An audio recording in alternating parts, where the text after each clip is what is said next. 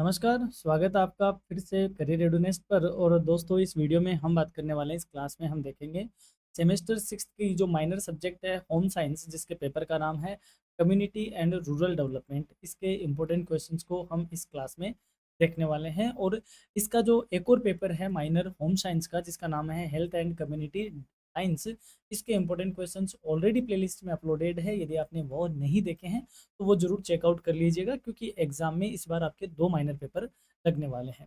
तो चलिए इसके पहले सिलेबस की बात कर लेते हैं। 4 यूनिट का इसका सिलेबस है, बहुत आसान सा सिलेबस है, जिसमें एक सिलेबस में तो लीडरशिप है, एक में प्रोग्रामिंग प्लानिंग है, और 2 सिलेबस आपके 2 यूनिट आपकी कम्युनिटी डेवलपमेंट के रिगार्डिंग है।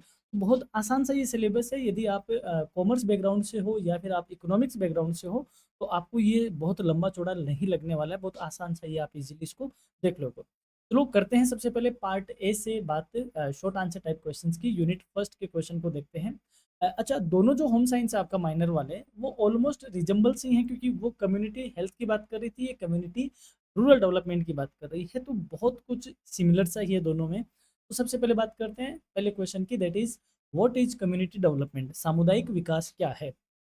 यानी कि सामुदायिक विकास कह दो या समाज का विकास कह दो, that is related to community development. Community development is the process through which people collectively improve the social, economic and cultural conditions of their community. सामुदायिक विकास का विकास एक ऐसी प्रक्रिया है जिसके माध्यम से लोग सामूहिक रूप से अपने समुदाय की सामाजिक स्थिति, आर्थिक स्थिति और सांस्कृतिक परिस्थितियों में सुधार करते हैं। It promotes self help, participation and better living standards for all members. यह आत्म सहायता, यानी कि आप अपने सेल्फ रिलायंस को पा सको, जन भागीदारिता को और सभी सदस्यों के बेहतर जीवन के स्तर को बढ़ावा देता है। यानी कि समाज या कम्युनिटी पूरी की पूरी क्या होती है, इसमें हर पर्सन के, हर मेंबर के डेवलपमेंट की बात होती है, that is community development. Next question है डिफाइन कम्युनिटी डेवलपमेंट। एक ही बात है, वो उसका मीनिंग था, ये इसकी परिभाषा है। Community development is an organized effort that enables people to identify their needs, utilize local resources, and work together for the overall development and welfare of the community. सामुदायिक विकास एक संगठित प्रयास है जो लोगों को अपनी आवश्यकताओं को पहचानने में मदद करता है, स्थानीय संसाधनों के उपयोग और समुदाय के समग्र विकास और कल्याण के लिए मिलकर कार्य करने के में सक्षम बनाता है। उसे हम कम्युनिटी डेवलपमेंट कहते हैं। नेक्स्ट क्वेश्चन है what are the main objectives of community development. सामुदायिक विकास के प्रमुख उद्देश्य क्या है? The main objectives are improving living standards, promoting self reliance, encouraging community participation, developing local leadership, and ensuring social and economic progress, especially for women and children.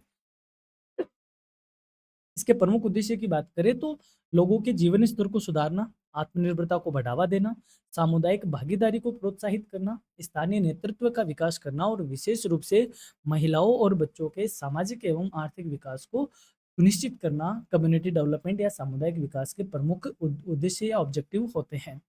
Next है mention any 4 functions of community development. सामुदायिक विकास के कुछ 4 काम बताओ।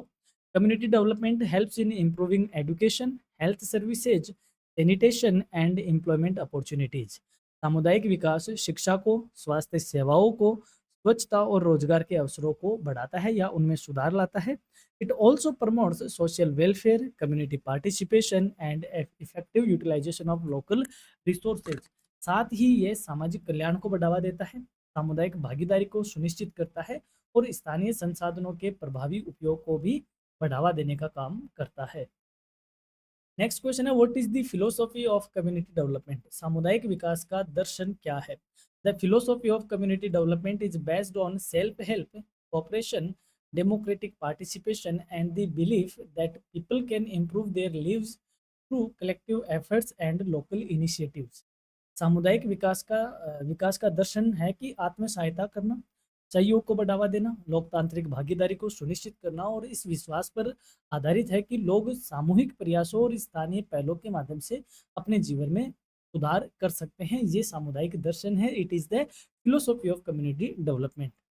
Next है what is the principle of people's participation in community development. सामुदायिक विकास में जन भागीदारी का सिद्धांत क्या है? People participation means involving community members in planning, decision making, implementation and evaluation of development programs to ensure their success and sustainability। यानी कि जन भागीदारी, यानी जन का मतलब होता है लोग, भागीदारी का मतलब होता है पार्टिसिपेट करना। तो मतलब क्या होता है कि जो भी विकास कार्यक्रम बनेगा, यानी उसकी योजना बनेगी, उसमें लोग शामिल होंगे, जो डिसीजन लिए जाएंगे उसमें लोग शामिल होंगे, उस योजना का क्रियान्वयन होगा वहाँ भी लोग शामिल होंगे, और जब उसका मूल्यांकन होगा उसमें भी लोग या सामुदायिक जो सदस्य है वो शामिल होंगे या शामिल रहते हैं, और देखते हैं कि ये कितना सफल हुआ और इसका कितना सस्टेनेबल ये हुआ। इन सब को देखने के लिए जो लोग उसमें मिलजुल कर काम करते हैं, उसके हर फेज पे वह साथ देते हैं, पार्टिसिपेट करते हैं, उसे हम पीपल्स पार्टिसिपेशन कहते हैं कम्युनिटी प्रोग्राम में। यानी कहने का मतलब समाज के विकास के लिए जो योजना वगैरह बनती है उसमें लोगों की भागीदारी होना ही कम्युनिटी पार्टिसिपेशन या पीपल पार्टिसिपेशन कहा जाता है। Why is self help important in community development? सामुदायिक विकास में आत्म सहायता या स्वयं सहायता क्यों महत्वपूर्ण है? Self help encourages people to use their own skills and resources to solve local problems। आत्म सहायता या स्वयं सहायता लोगों को स्थानीय समस्याओं के समाधान हेतु अपने कौशल और संसाधनों का उपयोग करने के लिए प्रोत्साहित करती है। It increases confidence, responsibility and long term sustainability of development activities. इससे आत्मविश्वास बढ़ता है, जिम्मेदारी बढ़ती है, और आर्थिक विकास या विकास गतिविधियों की जो दीर्घकालिक स्थिरता है उसमें भी स्थिरता या बढ़ोतरी देखने को मिलती है। इसलिए कम्युनिटी डेवलपमेंट प्रोग्राम में सेल्फ हेल्प को इम्पोर्टेंस दिया जाता है। नेक्स्ट क्वेश्चन है, what is the role of women in community development? सामुदायिक विकास में महिलाओं की क्या भूमिका है? Women play a vital role in education, health, nutrition and social welfare activity. महिलाएं शिक्षा, स्वास्थ्य, पोषण और सामाजिक कल्याण गतिविधियों में महत्वपूर्ण भूमिका निभाती हैं। Their participation strengthens community development and contributes to sustainable social progress.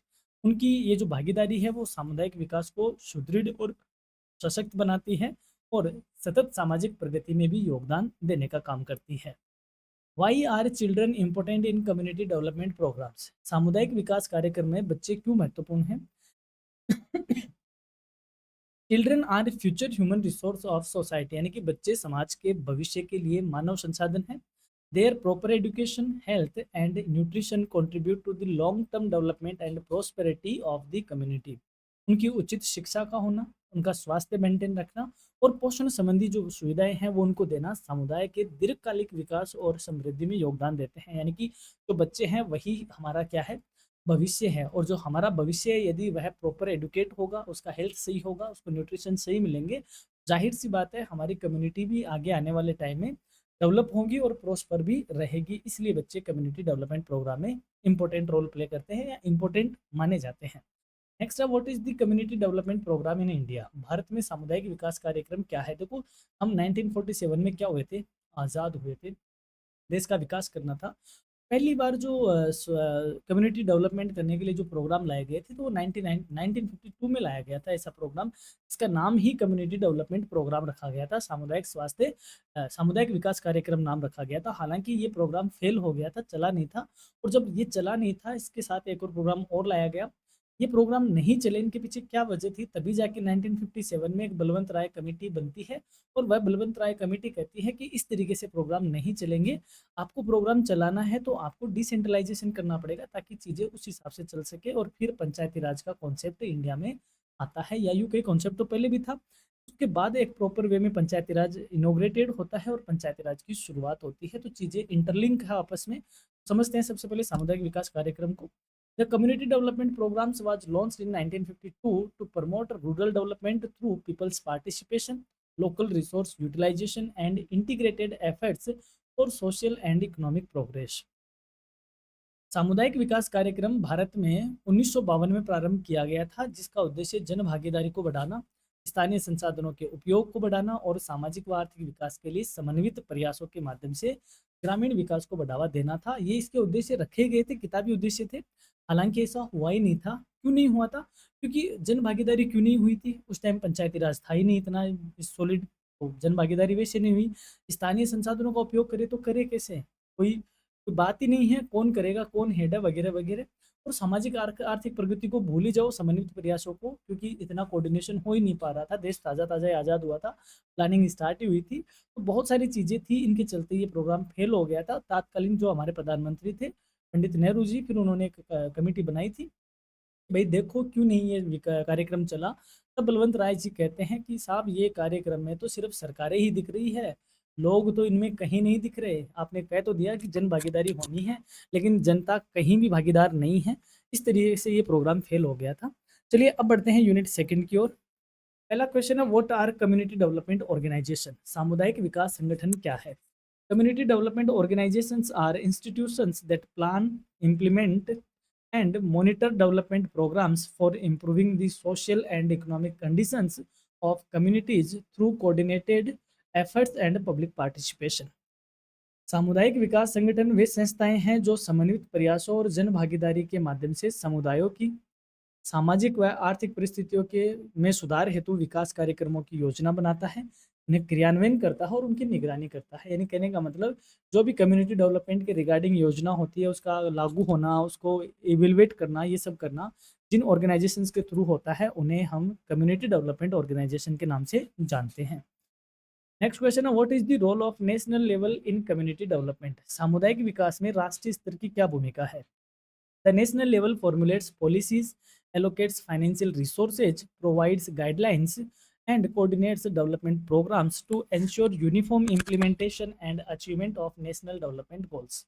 राष्ट्रीय स्तर नीतियों का निर्माण करता है, वित्तीय संसाधन उपलब्ध कराने का काम करता है, दिशा निर्देश जारी करते हैं और विकास कार्यक्रमों का समन्वय करता है ताकि राष्ट्रीय विकास लक्ष्यों की प्राप्ति सुनिश्चित हो सके। यानी कि जो नेशनल लेवल है वहाँ पे पॉलिसी का फॉर्मुलेशन होता है, रिसोर्सेज दिए जाते हैं और यूनिफॉर्म तरीके से काम हो इसकी गाइडलाइन दी जाती है ताकि प्रॉपर कोऑर्डिनेशन के साथ क्या हो सके, जो देश के लक्ष्य हैं, जो देश को विकास करने के लक्ष्य हैं उनको प्राप्त करने में रोल प्ले हो सके। ये है अपना नेशनल लेवल। फिर आता है state level.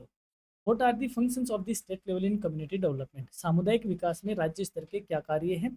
The state level implements the national policies, supervises development activities, distributes resources and monitors the progress of programs according to the regional needs and priorities. राज्य स्तर क्या करता है? जो राष्ट्रीय स्तर पर नीतियां बनती है उनको लागू करता है, विकास गतिविधियों की निगरानी रखता है, मॉनिटरिंग करता है, संसाधनों का सही ढंग से वितरण करता है और क्षेत्रीय आवश्यकताओं और प्राथमिकताओं के अनुसार कार्यक्रमों की प्रगति करता है और प्रगति का उनका मूल्यांकन भी करता है। यानी कि नेशनल लेवल पे चीज़ें डिसाइड हो गई, फिर वो स्टेट लेवल पे आती है। अब हर स्टेट की अलग अलग कंडीशंस है, तो स्टेट लेवल का काम है जो नेशनल लेवल पे डिसाइड हुआ है उसको सही ढंग से लागू करना, मॉनिटर करना और जो हमारी प्रायोरिटीज है उसके अकॉर्डिंग काम करना। फिर आता है district level. What is the role of the district level in community development? सामुदायिक विकास में जिला स्तर की क्या भूमिका है? The district level coordinates various development departments, supervises programs implementation, manages resources and ensures effective execution of schemes within the district.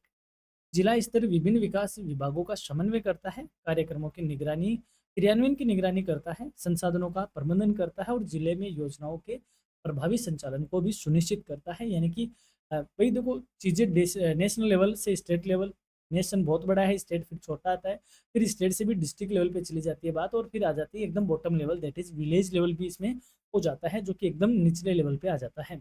Who is the district collector and what is his role in community development? जिला collector कौन होता है और सामुदायिक विकास में उसकी क्या भूमिका होती है? The district collector is the chief administrative officer of the district. जिला कलेक्टर जिले का एक प्रमुख प्रशासनिक अधिकारी होता है। He coordinates development activities, supervises government schemes and ensures effective implementation of community development programs. यह विकास गतिविधियों का समन्वय करता है, सरकारी योजनाओं की निगरानी रखता है या करता है और सामुदायिक विकास कार्यक्रमों के प्रभावी क्रियान्वयन को सुनिश्चित करता है। यानी कि एक डिस्ट्रिक्ट लेवल पे जो होलसोल होता है या जिसे हम कहते हैं चीफ एडमिनिस्ट्रेटिव ऑफिसर होता है वो डिस्ट्रिक्ट कलेक्टर ही होता है। तो उस पॉलिसी का सही काम होना, सही एक्टिविटीज होना, सुपरवाइजिंग का काम करना, इफेक्टिव इम्प्लीमेंटेशन उस प्रोग्राम का होना, ये सारे काम जिला कलेक्टर देखता है। नेक्स्ट है, what is the community development block? यानी सामुदायिक विकास खंड क्या है? तहसील स्तर पे आ गए हैं अब हम। Community development block is an administrative unit established for implementing rural development programs. सामुदायिक विकास खंड एक प्रशासनिक इकाई है जिसकी स्थापना ग्रामीण विकास कार्यक्रमों के क्रियान्वयन के लिए की जाती है। It serves as a link between district administration and village level institutions. यह जिला प्रशासन और ग्राम स्तरीय संस्थाओं के बीच एक कड़ी का काम करता है, यानी कि ये डिस्ट्रिक्ट है, ये विलेजेज हैं, इनके बीच यहाँ पे होता है ब्लॉक, जो कि विलेज में और डिस्ट्रिक्ट के बीच में क्या करता है, कोऑर्डिनेशन का काम करता है। नेक्स्ट है, what is the role of block development officer, यानी कि बीडीओ की क्या भूमिका है। बीडीओ जो ब्लॉक डेवलपमेंट ऑफिसर होता है, the BDO supervises development activities at the block level, coordinates government schemes, manages staff and ensures the successful implementation of rural development programs। Block विकास अधिकारी ब्लॉक स्तर पर विकास गतिविधियों की निगरानी करता है, सरकारी योजनाओं का समन्वय करने का काम करता है, कर्मचारियों का प्रबंधन करता है और ग्रामीण विकास कार्यक्रमों के सफल क्रियान्वयन को भी सुनिश्चित करता है। अब आ जाते हैं अपन अपने विलेज लेवल पे। What is the role of village level institutions in community development, यानी कि ग्राम पंचायत की बात कर रहा है ये। सामुदायिक विकास में ग्राम स्तरीय संस्थाओं की क्या भूमिका है। Village level institutions identify local needs, encourage people's participation, implement pro development activities and help improve the social and economic conditions of the village। ग्राम स्तरीय संस्थाएं स्थानीय आवश्यकताओं की पहचान करती हैं, जन भागीदारी को प्रोत्साहित करती हैं, विकास गतिविधियों को लागू करती हैं और गांव की सामाजिक और आर्थिक परिस्थितियों में सुधार करने की में भी मदद करती है। नेक्स्ट क्वेश्चन है, व्हाट इज ग्राम पंचायत। ग्राम पंचायत क्या है। Gram panchayat is the local self government institutions at the village level. Gram panchayat ग्राम स्तर की स्थानीय स्वशासन संस्था है। It is responsible for local administration, development activities, public welfare and implementation of government schemes. यह स्थानीय प्रशासन, विकास कार्यों, जन कल्याण और सरकारी योजनाओं के क्रियान्वयन के लिए उत्तरदायी होती है। यानी कि जो विलेज लेवल पे जो सेल्फ हेल्प गवर्नमेंट है, यानी कि एकदम बॉटम लेवल पे, national level, district, state level, district level, block level और विलेज लेवल पे जो होती है administrative body, that is gram panchayat. Why is administration structure important in community development. सामुदायिक विकास में प्रशासनिक संरचना क्यों जरूरी है। Administrative structure ensures proper coordination, effective resource utilization, clear distribution of responsibility and efficient implementation of development programs from national to village level।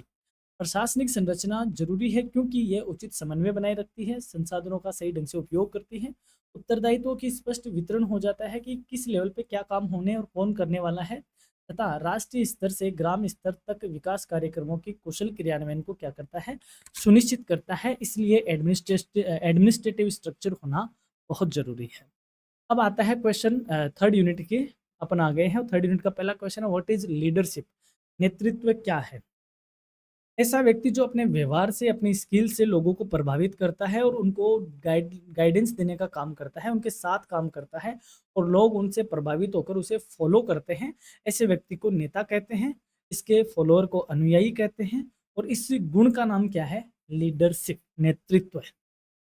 Leadership is the ability to influence, guide and motivate people to achieve common goals. नेतृत्व है लोगों को समान लक्ष्यों की प्राप्ति हेतु प्रभावित करने, मार्गदर्शन देने और प्रेरित करने की क्षमता है। It helps individuals work together effectively and promotes cooperation with in A group और कम्युनिटी। यह व्यक्तियों को प्रभावी ढंग से एक साथ काम करने में सहायता करता है और समूह या समुदाय में सहयोग की भावना को या सहयोग को बढ़ावा देने का काम करता है। डिफाइन लीडरशिप, नेतृत्व की परिभाषा दीजिए। Leadership is the process through which an individual directs and influences the activities of others towards the achievement of desired objectives and community welfare. नेतृत्व एक ऐसी प्रक्रिया है जिसके माध्यम से कोई व्यक्ति दूसरों की गतिविधियों का निर्देशन करता है और उन पर प्रभाव डालता है ताकि वांछित उद्देश्यों और सामुदायिक कल्याण की क्या हो सके, प्राप्ति हो सके। What are the main types of leadership? नेतृत्व के कौन कौन से प्रमुख प्रकार है। The main types of leadership are democratic, autocratic and laissez-faire leadership। यानी नेतृत्व के अगर प्रकार की बात करें तो एक ऐसा नेता होता है जो लोकतांत्रिक होता है, एक निरंकुश होता है और एक स्वतंत्र नेतृत्व करता है। These types differ in decision making process, authority distribution and the level of participation of group members। ये प्रकार निर्णय लेने की प्रक्रिया, अधिकारों के वितरण और समूह के सदस्यों की भागीदारी के स्तर पर क्या होते हैं, अलग-अलग होते हैं। यानी कि डेमोक्रेटिक में अलग तरीके से होता है, ऑटोक्रेटिक अलग तरीके से होता है, लेजिस्फेयर अलग तरीके से। लेजिस्फेयर मतलब वो खुला छोड़ देता है कि आप अपने अकॉर्डिंग काम करो। ऑटोक्रेटिक ज़्यादा हस्तक्षेप नहीं करता और डेमोक्रेटिक आपके अंगुली रखता है, या यूँ कहें वह ज़्यादा लोकतांत्रिक मोड में काम करता है। यानी कि भई क्या बोलते हैं उसको कि थोड़ा-सा अकाउंटेबल होता है। तो अलग-अलग इसमें लीडरशिप के अलग-अलग टाइप्स होते हैं और अलग-अलग इनके डिसीजन मेकिंग वगैरह प्रोसेस अलग होती है। नेक्स्ट क्वेश्चन है, why is leadership important in community development? सामुदायिक विकास में नेतृत्व क्यों ज़रूरी है? Leadership is important because it motivates people, coordinates community activities, resolve conflicts and encourage participation for achieving development goals and improving community welfare. नेतृत्व जरूरी है क्योंकि ये लोगों को प्रेरित करता है काम करने के लिए, सामुदायिक गतिविधियों का समन्वय करता है, विवादों का समाधान करता है और साथ ही में विकास लक्ष्यों की प्राप्ति हेतु सामुदायिक कल्याण के लिए भागीदारी को भी सुनिश्चित करता है। ये सब इन सब के लिए कम्युनिटी डेवलपमेंट में नेतागिरी या नेतृत्व जरूरी है। नेक्स्ट क्वेश्चन है, what are the functions of community leader? सामुदायिक नेता के क्या कार्य है? A community leader provides guidance, organizes activities, motivates people, coordinates resources, solve problems and encourage community participation for social and economic development. एक सामुदायिक नेता मार्गदर्शन प्रदान करता है, गतिविधियों का संगठन करता है, लोगों को प्रेरित करता है, संसाधनों का समन्वय करता है, समस्याओं का समाधान करता है और सामाजिक और आर्थिक विकास हेतु जन भागीदारी को बढ़ावा देता है। ये सारे काम एक कम्युनिटी लीडर के होते हैं। नेक्स्ट क्वेश्चन है, what is the role of community leader in development programs? विकास कार्यक्रमों में या सामुदायिक विकास कार्यक्रमों में सामुदायिक नेता का क्या रोल होता है, क्या भूमिका होती है?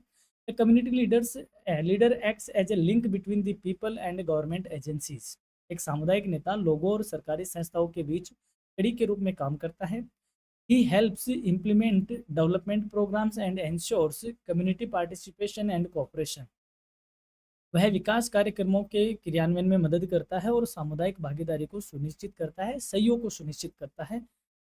नेक्स्ट है, what qualities should an effective community leader possess? यानी एक प्रभावी सामुदायिक नेता में कौन कौन से गुण होने जरूरी है?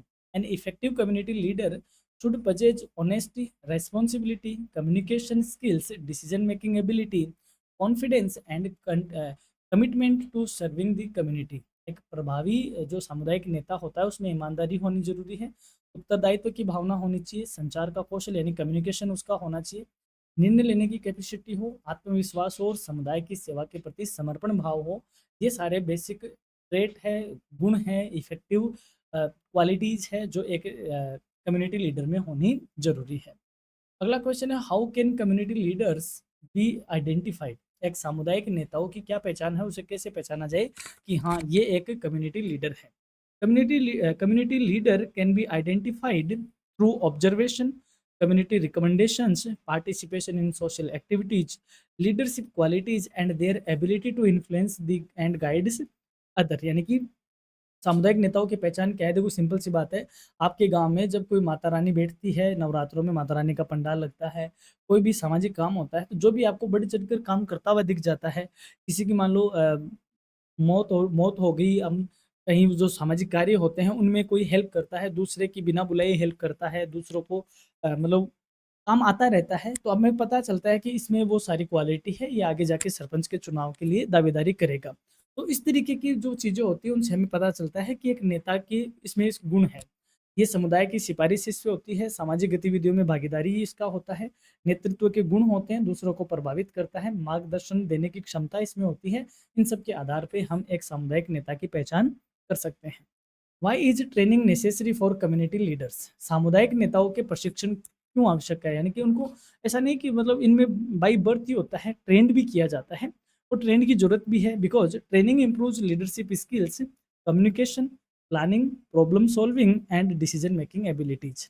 प्रशिक्षण नेतृत्व कौशल को बढ़ाता है, संचार को इम्प्रूव करता है, योजना निर्माण को करना सिखाता है, समस्याओं के समाधान और निर्णय लेने की क्षमताओं में सुधार करता है।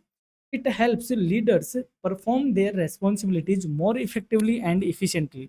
यह नेताओं को अपने दायित्व को और अधिक प्रभावी ढंग से, कुशलतापूर्वक ढंग से निर्वहन करने में कैपेबल बनाता है, इसलिए उनकी ट्रेनिंग ज़रूरी होती है। नेक्स्ट है, what are the methods of training community leaders. सामुदायिक नेताओं के प्रशिक्षण की विधियाँ क्या-क्या है? Community leaders can be trained through workshops, seminars, group discussion, demonstration, field visit and practical experiences that enhance their leadership and management skill. सामुदायिक नेताओं को कार्यशालाओं, संगोष्ठियों, समूह चर्चाओं, प्रदर्शनों, क्षेत्रीय भ्रमणों और व्यवहारिक अनुभवों के माध्यम से प्रशिक्षित किया जा सकता है। ये वो सारे मेथड है जिनसे इनको ट्रेन किया जाता है, जो उनके नेतृत्व और प्रबंध कौशल को और क्या करती है, विकसित करती है। यदि आप जानना चाहते हो इस यूनिट के बारे में डिटेल में, तो एक जो सेमेस्टर 4th है, इसमें एक एईसी पेपर चलता है जिसका नाम लीडरशिप एंड पर्सनैलिटी डेवलपमेंट है। इसकी 2 यूनिट आपके लीडरशिप से रिलेटेड है, तो इस पेपर की वो जो लीडरशिप वाली यूनिट है, वो आपकी कंप्लीट यूनिट 3rd है। तो यदि आप इस क्लास को देख लेते हो, तो आपके इस क्लास की यूनिट 3rd एकदम अच्छे से तैयार हो जाएगी। यूनिट 3rd तैयार होने का मतलब हो गया पार्ट सी के 20 नंबर, पार्ट बी के 10 नंबर और पार्ट ए के 4 नंबर, यानी कि तकरीबन 34 से 35 नंबर की अटेम्प्टिंग आप इस क्लास से भी कर पाते हो, जो कि पास होने के लिए तो इतने नंबर चाहिए नहीं होते हैं। 30 नंबर तो आपके इंटरनल ही है। तो इस क्लास का लिंक मैं आपको एंड स्क्रीन पे दे रहा हूँ, तो आप जरूर इस क्लास को चेकआउट कीजिएगा। अब हम चलते हैं यूनिट 4th की ओर। पहला क्वेश्चन है, व्हाट इज प्रोग्राम प्लानिंग। कार्यक्रम नियोजन क्या है?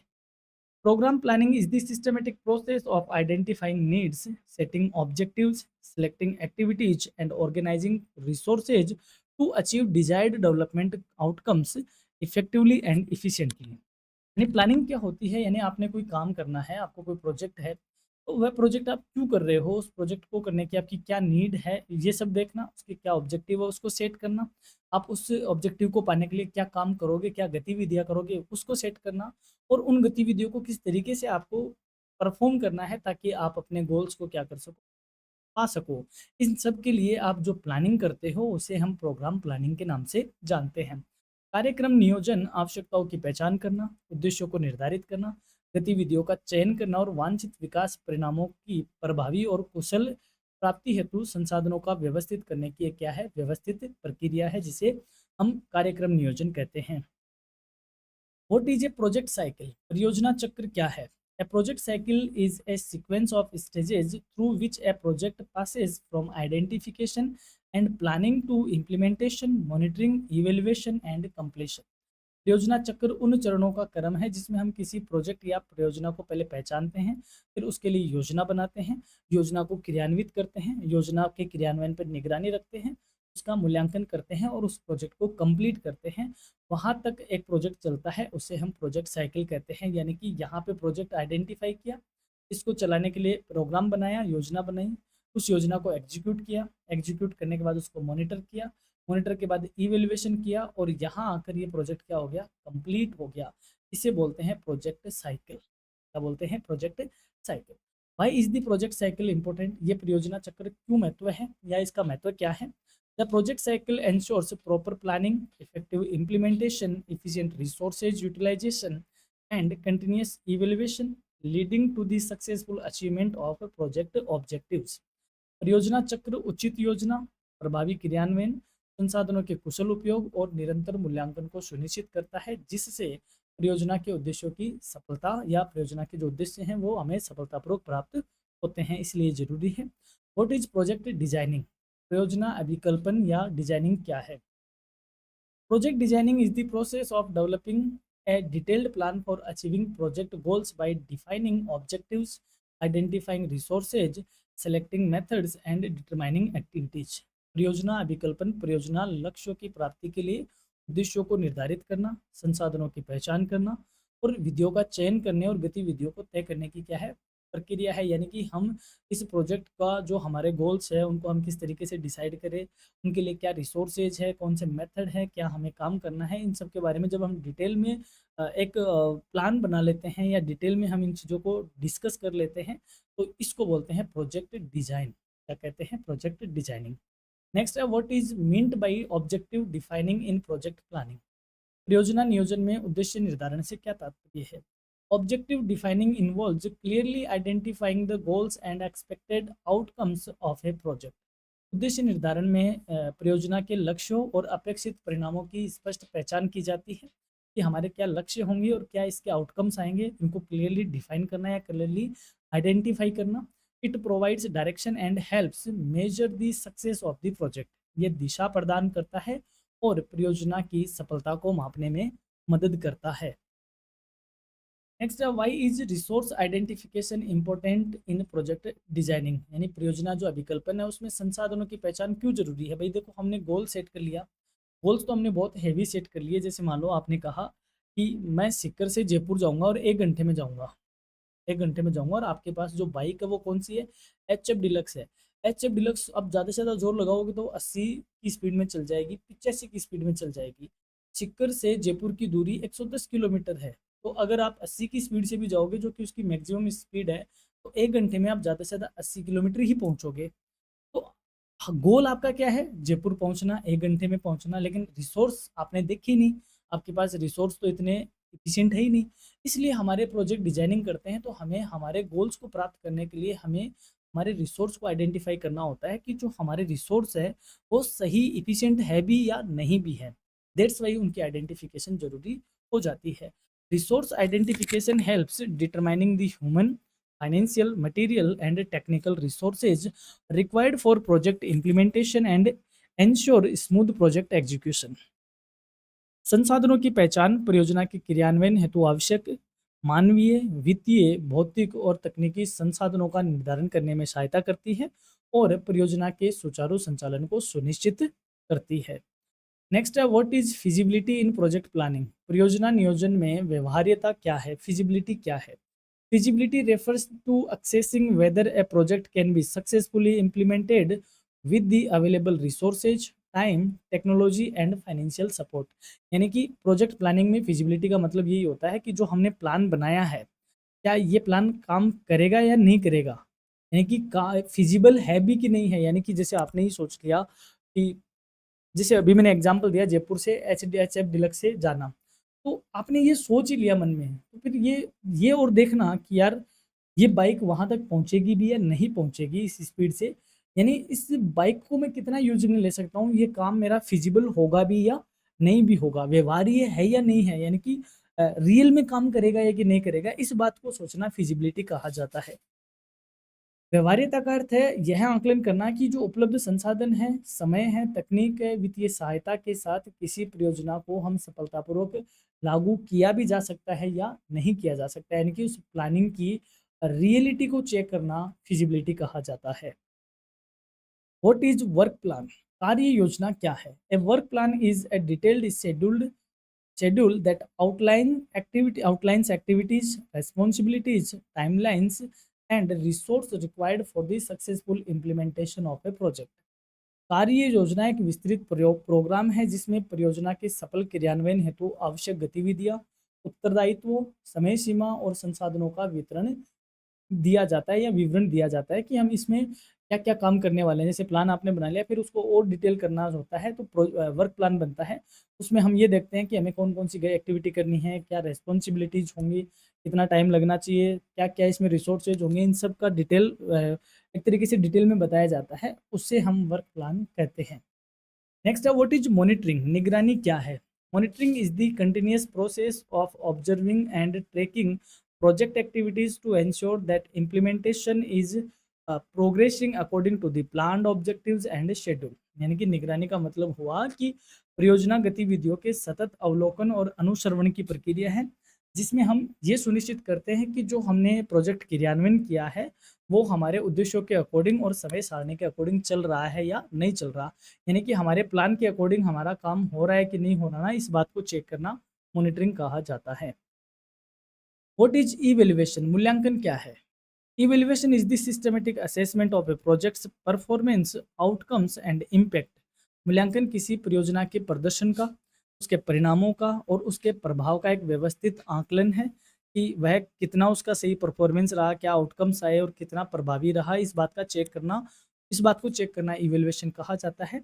It helps determine whether project objectives have been achieved successfully. यह इस बात को निर्धारित करने में मदद करता है कि परियोजना के उद्देश्य सफलतापूर्वक प्राप्त हुए या नहीं हुए। यानी कि जो हमने गोल्स लेकर हमारे प्रोजेक्ट को इम्प्लीमेंट किया था, तो अब हम ये चेक करना है कि हम उस प्रोजेक्ट में सक्सेस है भी या नहीं भी है, तो हमें उसका क्या करना पड़ेगा, इवैल्यूएशन करना पड़ेगा, उसे इवैल्यूएशन कहा जाता है। ये था हमारा पार्ट ए। अब हम बढ़ते हैं पार्ट बी की ओर। पार्ट बी में हमने यूनिट वाइज 4-4 क्वेश्चन रखे हैं जो कि आप इस पीडीएफ में एक्सेस कर पाओगे, इस पीडीएफ से पढ़ पाओगे। एज़ यूजुअल हमने दोनों मीडियम में ही ये पीडीएफ रखी है। पीडीएफ के लिए आपको वेबसाइट विजिट करनी होगी। हमने कोशिश करी है कि लगभग सारे क्वेश्चन सिलेबस को कवर करते हुए हमने इसमें रख लिए हैं। आपको इसके अलावा कुछ और पढ़ने की मेरे ख्याल से ज़रूरत नहीं पड़ने वाली है, क्योंकि सेमेस्टर 6 की पहली बार ही यूनिवर्सिटी एग्ज़ाम लेने जा रही है, और जब पहली बार एग्ज़ाम ली जाती है, तो जो पेपर होता है वो बहुत ज़्यादा डीपली नहीं उतरता है। फॉर एग्ज़ाम्पल मैं ये कह सकता हूँ कि एग्ज़ामिनर जो होता है, जो पेपर सेटर होता है, क्योंकि उसके पास कोई आधार नहीं होता है, सिर्फ़ सिलेबस होता है और पेपर का फॉर्मेट होता है, तो वह एक इंट्रोडक्टिव तौर पे ही पेपर बना देता है। तो मैं इस बात में थोड़ा-सा आशावादी हूँ कि पेपर बहुत ज़्यादा डीपली नहीं जाएगा, तो ये क्वेश्चन आपके लिए बहुत ज़्यादा हेल्पफुल रहने वाले हैं। और इस पीडीएफ को यदि आपको एक्सेस करना है, तो आप जानते ही हो, आपको जाना होगा डिस्क्रिप्शन में, जहाँ हमारी वेबसाइट का लिंक आपको मिल जाएगा। और यदि आपके पास कोई पुरानी पीडीएफ है, तो उसमें इस पे आप क्लिक करते हो तो सीधा वेबसाइट पे ले जाएगा, और नहीं भी है तो आप गूगल में सिर्फ क्या लिखो, करियर एडुनेस्ट लिखो। करियर एडुनेस्ट लिखोगे तो जो गूगल साइट आएगी, आप उस पे जाना और स्टडी मटेरियल में जाना। स्टडी मटेरियल में जाओगे तो वहाँ सेमेस्टर 6 का फ़ोल्डर मिलेगा, वहाँ पर आपको ये पीडीएफ मिल जाएगी। यदि आप पीडीएफ पे पासवर्ड देखते हो, पासवर्ड माँगती है पीडीएफ, तो आपको लिखना है करियर एडुनेस्ट, और ये बिना किसी स्पेस के, बिना किसी कैपिटल लेटर के आपको एक साथ लिखना है, और आप पीडीएफ ओपन कर पाओगे। तो दोस्तों ये थी हमारी होम साइंस के minor paper community and rural development paper के इम्पोर्टेंट क्वेश्चन की क्लास। और यहाँ तक आप क्लास में बने रहे, इसके लिए आप ऑब्वियसली धन्यवाद के पात्र हैं, and very big thank you for your time and for your attention. हमारी ओर से एग्जाम के लिए आपको बहुत बहुत शुभकामनाएं। ऑल द बेस्ट, आप अच्छे से एग्जाम में परचम लहराएं। अलग अलग सोशल प्लेटफॉर्म पे हम अवेलेबल है, वहाँ पर आप हमें ज्वाइन कर सकते हो, फॉलो कर सकते हो। और मैं तो यही कहूँगा आप कि इस क्लास को आप हाइप जरूर करें, क्योंकि हाइप करते हो तो आप जैसे और बच्चों तक ये क्लास यूट्यूब पहुँचाएगा। तो हाइप करने से थोड़ी क्लास की उन बच्चों तक भी पहुँच जाएगी जो इन बच्चों को करियर रेडीनेस के बारे में नहीं जानते हैं। और चैनल पे यदि आप नए हो तो डेफ़िनेटली आपको चैनल सब्सक्राइब करना चाहिए, बिकॉज़ अपना पूरा लॉन्ग टर्म का यहाँ पे साथ है। आपके लिए हम कोशिश करते हैं कि क्लासेस लेके आए, बेटर क्लासेस लेके आए, तो उसी की एक ये प्रयास थी। So keep watching, stay connected, stay tuned with your career readiness. Have a nice day, have a great time, and all the best again. Thank you.